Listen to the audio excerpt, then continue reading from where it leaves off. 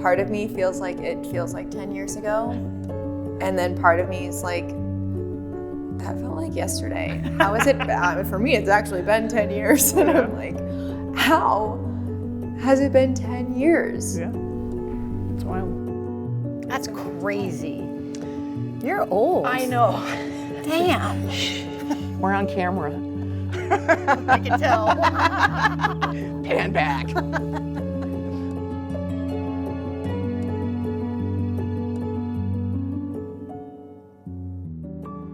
I never had the opportunity to compete. Women had gone centuries. I mean, they were expected to have babies, but they weren't strong enough to play on a full court basketball court or a field hockey field. You know, you play for fun, you have punch and cookies afterwards, but that was never satisfying. The opportunities that women have now are just fantastic. I'm from Arizona, I'm a native. My parents are both ASU alumni, and I wasn't really interested in leaving the state. And I knew I did not want to go down to the U of A. This was like my number one choice, and when it worked out, I was ready to go without any hesitation.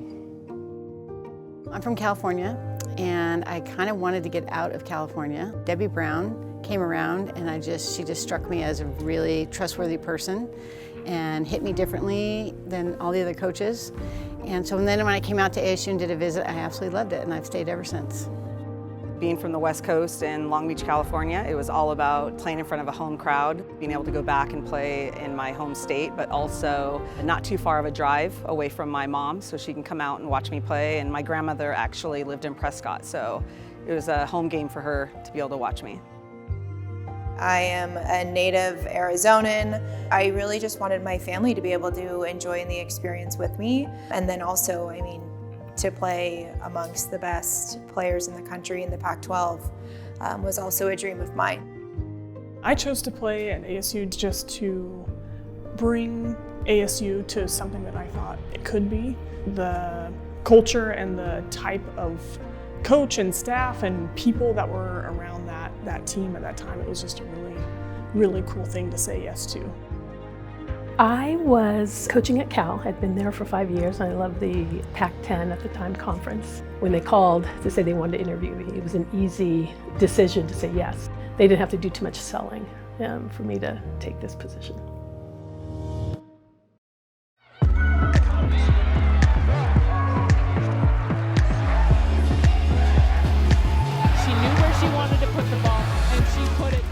It was such a family dynamic where like we all just wanted everyone to succeed, and how could we do that best? The Pac-10 was a conference that was just unbelievable to be a part of, and every match was competitive. There was never a guarantee. You always had your top dogs in the conference, but you were always looking forward to making that huge upset. Every single match with the U of A was always a 5-game thriller. It always was. Whether they were better than us or we were better than them, it didn't matter, it went 5. There was never a time you played the U of A and it was like, yeah, that was easy. You were never easy.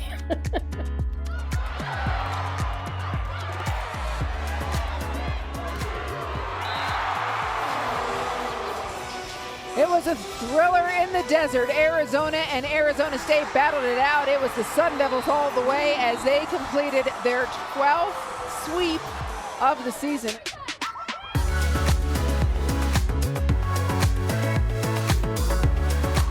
We were all pretty good about understanding we weren't all from the same background. We didn't have the same upbringing, but when we were in this facility in practice, we were one.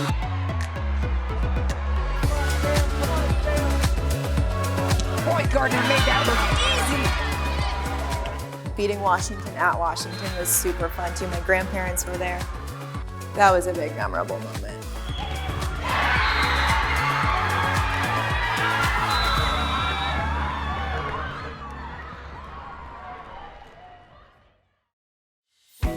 You have to remember who you are representing. It's not just the current team. There's decades and decades of all the players who had ever worn a Sun Devil uniform.